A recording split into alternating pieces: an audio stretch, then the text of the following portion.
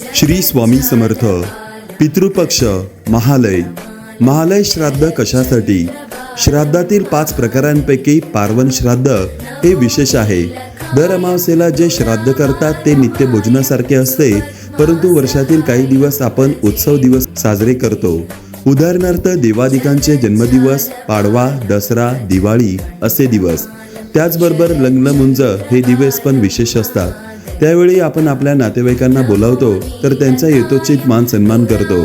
त्याचप्रमाणे पितृपक्षामध्ये केव्हाही आपल्या पूर्वजांचे महालय करतात. याच काळात सर्व मृत व्यक्तींचे आवाहन करून त्यांना तृप्त करतात. आजची तिथी प्रतिपदा. आजच्या तिथीला पितरांच्या नावे दान का करावे?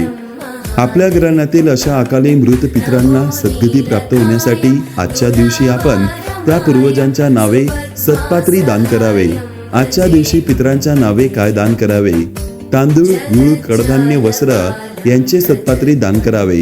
चला तर मग या पावन पर्वणीवर आपण आपल्या पूर्वजांच्या नावाने गाणगापूर, पिठापूर, नृसिंहवाडी या दत्तधामांवर अन्नदान करून आपल्या पूर्वजांचे आशीर्वाद प्राप्त करून घेऊया. श्री स्वामी समर्थ.